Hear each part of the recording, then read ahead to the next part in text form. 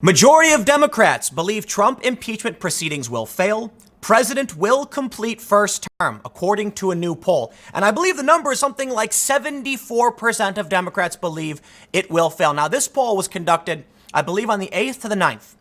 The 13th was the first day of public hearings. And on the 13th, I don't know if this is impacted by the proceedings or the hearings or not, but support for impeachment and removal in the RCP aggregate went down by 0.2. So I have to ask myself, why are the Democrats doing this? If even constituents believe it will fail, what's the point?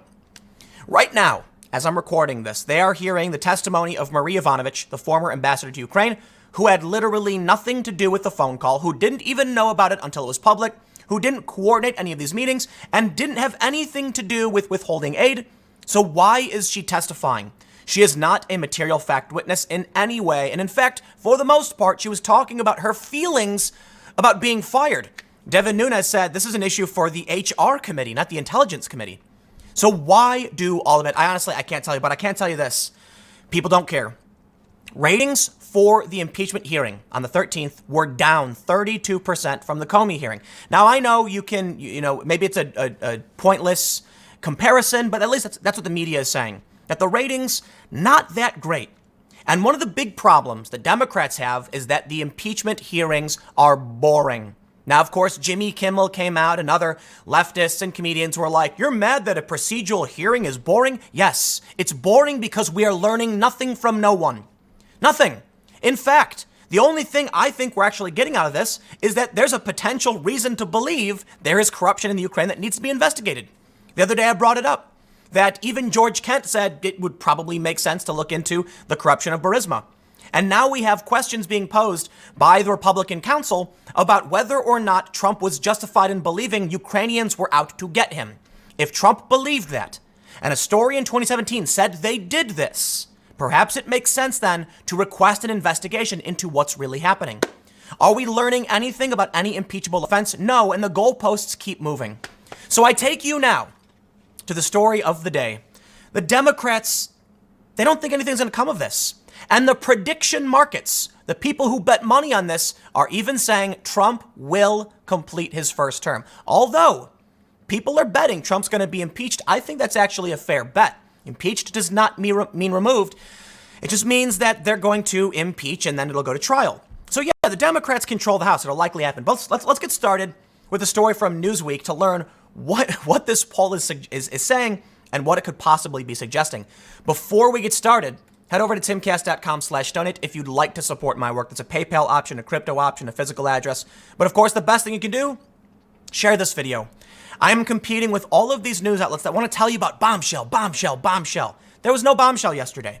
We heard of hearsay, hearsay, hearsay. They come out and they say, yeah, well, Trump's blocking people from testifying. Listen, if you don't have evidence beyond hearsay, I don't know what to tell you. So I'm not surprised people aren't going to be testifying who are allegedly next to the president because you haven't presented any real substantial evidence in the first place. Now, I will fully say, I think it's a bad look that the president doesn't want these people testifying. But I can also then say, to counter Wolf Blitzer's point in CNN, he said if the president has nothing to hide, why not have these people testify?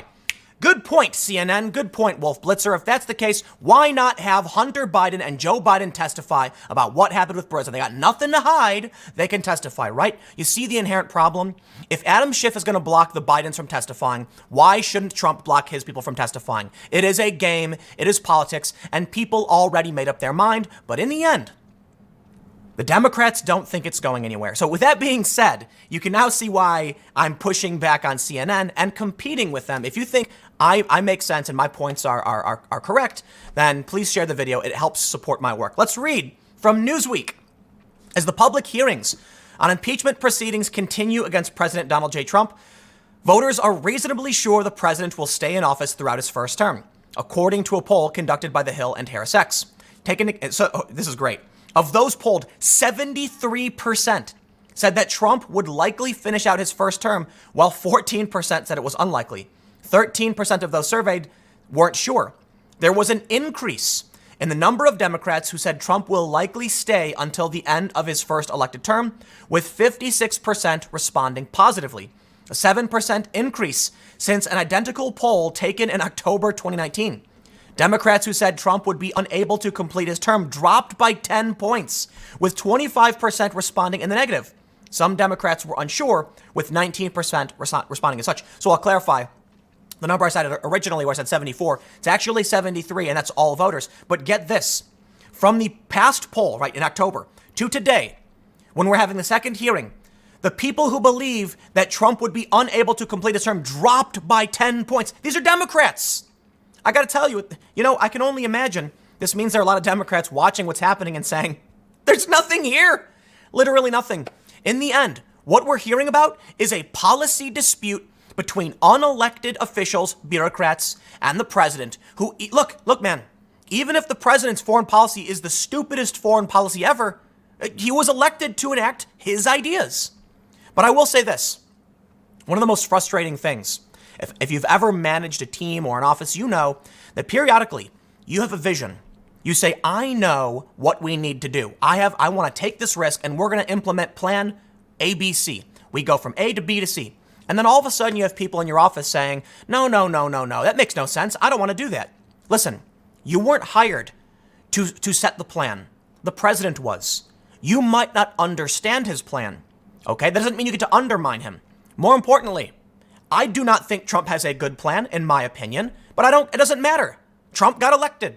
What are we going to do? Undermine the branch of the executive branch in its entirety so that unelected bureaucrats can decide for us what should or shouldn't be in Ukraine? Sorry, I don't play that. I'm not a big fan of the executive branch and their abuses of power, and I do like the fact that since Trump got elected, there's been a massive curtailing of that power. But there's a limit, okay? I recognize the president has a job to do. We don't always know what they're doing. I disagree with Trump heavily on his foreign policy, same with Obama, and I will criticize it, and I will make those moves to where I will vote for someone I like. But I recognize this is the best we've got so far. And if 63 million people want this person as the president, he was hired to do a job. Let's read on. Republicans were confident in the president, as 93% of those polled said Trump would continue on. Only 5% said it was unlikely that Trump would be able to continue, while 3% were not sure. As a whole, independent voters also were on Trump's side. 74% of independents, indicating they thought Trump would complete his first term. Those who thought it was unlikely was 12%. That's amazing. And they say this, a 2-point drop from October. Independents are the voters that Donald Trump needs. They're the bulk. They're the biggest group. They might lean left, lean a little bit to the right. They don't believe Trump is going to be removed. I have to imagine that brings us to two possibilities. That many think Trump just can't be taken out. He's too strong. He's got too much support. Or it means they don't think he did anything wrong. But with Democrats dropping by 10%, I think it's fair to say many of them are looking at what's unfolding and saying, this is kind of ridiculous. But not only that, it's Trump fatigue, man. If you think you're going to get a bombshell report from this testimony, I got news for you. Ratings are down and people are just tired of it. Dude, I will tell you this. I know for a fact viewership is down. I research viewership, media. I do this all day and night. It's my business. And I know people are sick and tired of hearing this. When there's a big, a real bombshell, that's when you can expect the viewership to come back. And that's why every single outlet, okay, not every, but many outlets on the left said there was a bombshell testimony from Bill Taylor implicating Trump, which in reality was that he said he heard from his staffer who asked the opinion of Sondland of what he thought Trump's opinion was. That is not implication of anything. That is not direct evidence of anything other than Sondland's opinion based on him working for the president. And now we have Marie Yovanovitch, who was asked, have you spoken with Donald Trump in 2019?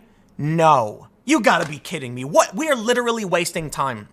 So I'll tell you what, even the Democrats think this is not going to happen. And so let me show you a few things. I love looking at the Real Clear Politics average. First of all, on the 13th, support for impeachment and removal went down by 0.2. It went down a little bit. Well, we will see what happens because these polls were conducted just before the first hearings. But I'm willing to bet. Well, actually, no, it's hard to predict. It's hard to predict how people respond to exaggerated and embellished news. But I'm willing to bet it goes down. I could be wrong. We can see that the no, people who want Trump to stay, has remained stagnant. But I'll show you this. This matters because these polls have gone into the 14th, okay? And this shows that Trump's approval rebounded. It's not to its highest point just recently was, I believe, 45.3, and it's currently sitting at 44.4. But when the impeachment, all that nonsense broke, when all this story broke about the whistleblower, Trump took a big hit in his approval rating, down like 4 points. It's rebounded. So let me show you where we're at so far. Democrats believe Trump will finish his term, and they are losing faith. Impeachment's not going to do anything.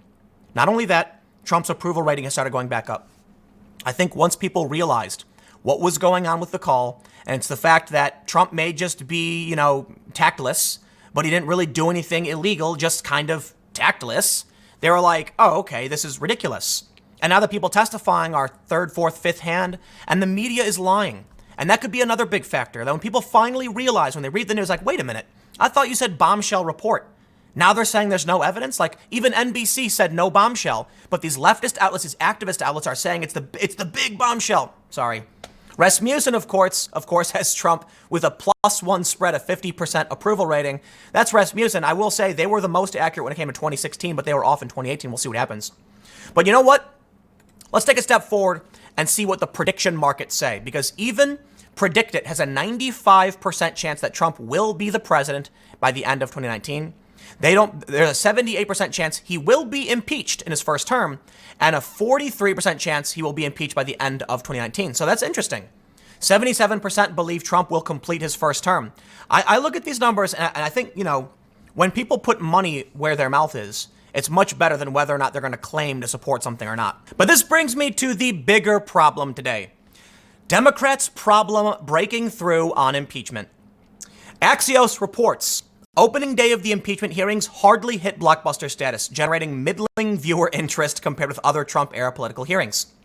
Democrats are banking on the public spectacle of the hearings to shift more independents and Republicans in favor of impeaching President Trump. But new data about Wednesday's hearing shows the difficulty in capturing the attention of a nation that's developed a higher tolerance for permanent political drama under the current president. Day one, 13 million live TV viewers fell well shy of James Comey's testimony in 2017 of 19.5 million. Christine Blasey Ford, Brett Kavanaugh, 20 million. And the Michael Cohen hearing in February, 16 million. The impeachment hearing, which featured some newsy testimony from Bill Taylor and George Kent, generated 7 million social media interactions on Wednesday, according to data from social analytics company Newswhip. That's higher than the 6 million for Comey on the day of his testimony, but shy of the 8 million for Mueller's testimony, and way below the 18 million for Kavanaugh Ford. I'll put it this way. I think when you stack up what we're hearing now, somebody who is completely uninvolved, who can only give her opinion on how she feels about why she was fired and is angry about it, people are starting to look at this and say, I'm not going to watch. Like this is literally nothing. This is not a material witness. There's no facts. There's no news. So I find it really funny that we have these pundits saying Republicans are complaining that the hearings are boring. One of the first things I said when the hearing started the other day was that it's like watching paint dry. Do you know why it's boring? It's not boring because it's procedural. It's not boring because it's monotonous and they're saying, can you please explain to me what you thought? It's boring because they are telling us nothing new. If they were giving us new information, I'd be interested.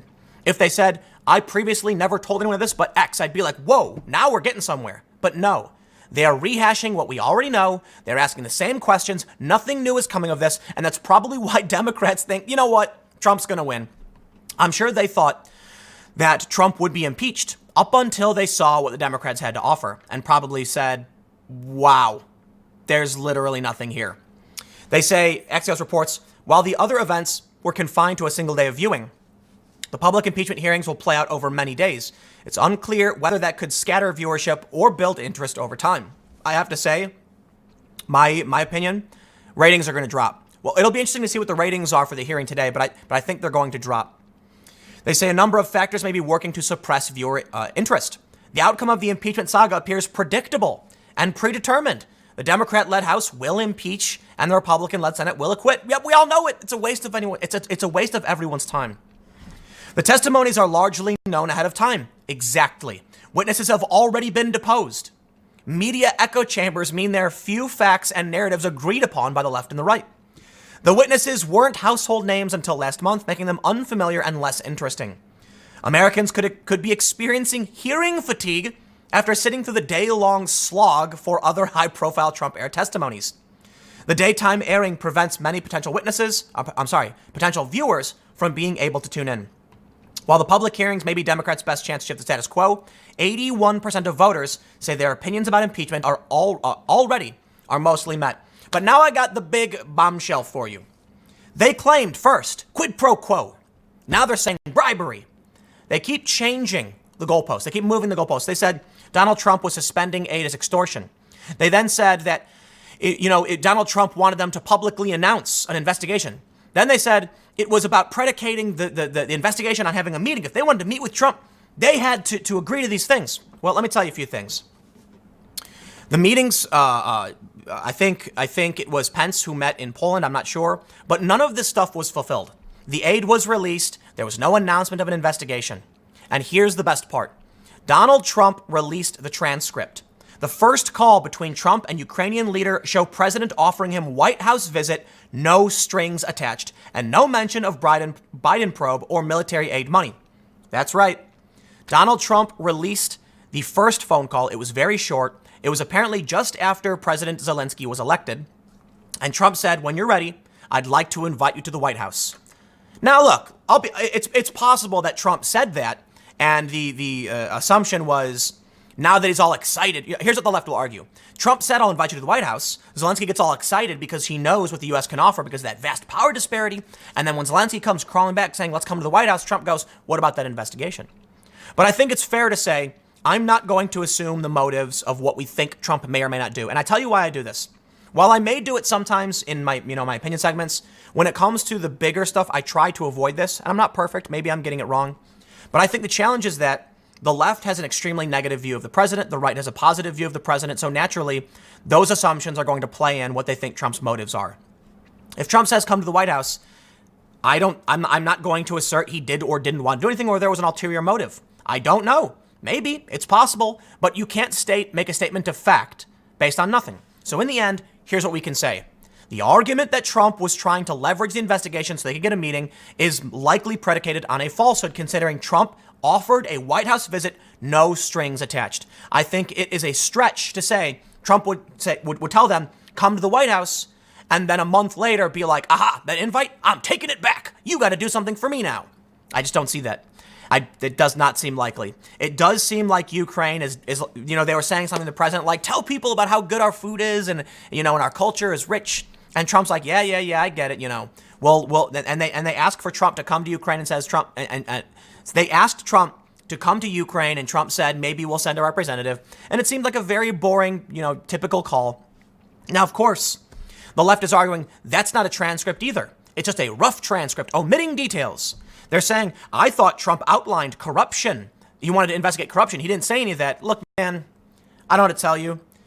They got all riled up. They claimed Trump was trying to, leverage a meeting with this investigation. And then Trump released a transcript showing that he invited him in the first place. So, yeah, maybe, but I just think it's stretching it. And I think if we're gonna move based on the facts we don't have facts to purport that Trump was trying to leverage this meeting so far. There is some testimony, but what we've seen directly from the president, we're not there. So I ask you this, am I wrong? Do you think I'm wrong? It's possible. I don't think I'm the smartest person in the world. I don't think I've seen every single news story. But when I look at Newsweek talking about a poll from Hill Harris X where Democrats believe Trump will survive, impeachment and carry out his first term, even Democrats seem to think nothing's going to come of this. And that could be for a few reasons, that either Trump is untouchable, which I doubt, or that a lot of this is overblown and overhyped. Now, here's my favorite part. I'm going to end you with one good laugh. So if you're somebody who agrees with me that impeachment has been farcical, it's about politics, the Democrats' Hail Mary pitch to generate negative partisanship so they can drum up voters to vote against the Trump and not for their awful candidates, I give you now the greatest hot take so far. Bill Clinton says Trump should forget about impeachment and do his job. What? You know what I've been saying for the longest time? I would much prefer to see the Democrats talk about policy and advocate for things they can actually get done than talking about impeaching Trump over and over again. We are less than a year out from an election. Impeaching him is a waste of time. What's the thing? President Pence? Okay, Trump is going to run for re-election. If the people don't like him, they will vote against him. But I know. The Democrats are doing this for negative press. So that brings me to the funny point. The best thing they can hope for is negative story after negative story. Bombshell, bombshell, bombshell. That's their strategy, a press play. Except people don't want to watch anymore. And even Axios points out Democrats are struggling to attract viewership because it's boring. They have tested the people who have of any merit testified. Nothing came of it. Years of Russiagate. It was boring. We were bored then, but we still watched, and we're even bored today. And now we are fatigued. We don't care anymore. And now we can see even Democrats are throwing up their arms, at least, not all of them, but 56%, and saying, yeah, this is not going to go anywhere. Trump's going to finish his first term. And if that's the case, I can only imagine there are many Democrats who are frustrated because there are real concerns about healthcare, about the economy, about immigration that are going unaddressed. A trade agreement that could be voted on. It's not happening because Democrats want to talk about Trump offering, something that wasn't in the transcript. But I tell you what, man, the fake news can work. Because the other day I was at the store and I was talking about this to a friend and some guy butted in and said, but it's in the transcript. It proves that Trump's lying. And I'm like, what are you talking about? Like Trump said, I talked to that, like Trump published the transcript. What he said. What is he lying about? He said it. I think, look, listen, it's crazy to me that we are now in this world where you have a Democrat testify, hearsay is better evidence. It's like, what? Hearsay is not better evidence. Now you have Bill Clinton saying, why won't Trump just shut up and do his job? Are you kidding me? What do you think Trump, oh, you know what? He's mad that Trump tweeted one time while the Democrats won't shut up about it. Bravo. Fantastic. Well, in the end, I tell you what's going to happen. Trump's going to win. He's going to carry his term. I think he'll be impeached. Most people can see that. In which case, this is pointless. He'll be impeached, but he won't be removed. And he's going to fundraise like no other. He already has. Trump shattered records in fundraising. Congratulations. You've presented us with witnesses who know nothing. One who's complaining about her feelings about being fired. I mean, no disrespect. That's literally what it is. Okay. If you're a disgruntled employee, take it up with HR. And that's what we're hearing now. You know what, man? The reason I say these things is, for one, I call it like I see it. I see these stories and I'm just like, dude, if Newsweek, they're not conservative, man. Newsweek, if anything, is left-leaning, is saying Democrats are not happy. You can't deny it. Okay. But I tell you what, even NBC News says no bombshell, and then you get the Young Turks showing Vox and other left-wing outlets claiming there was a big bombshell. If the media is going to lie, I got to call it out. I think the path to victory against Donald Trump would be having politicians talk about real policy. But let's be real. Which Democrat has policy that's going to be attractive to the average American? Joe Biden, I guess?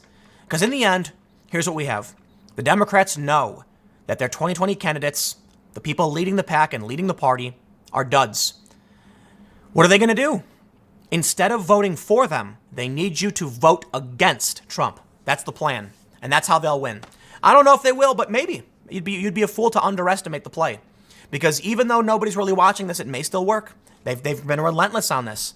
So I'll leave it there. Thank you, Bill Clinton, for reminding us that it's Trump who should be not focused on impeachment, and not the Democrats who won't shut up about it, who have tried to impeach him since he started.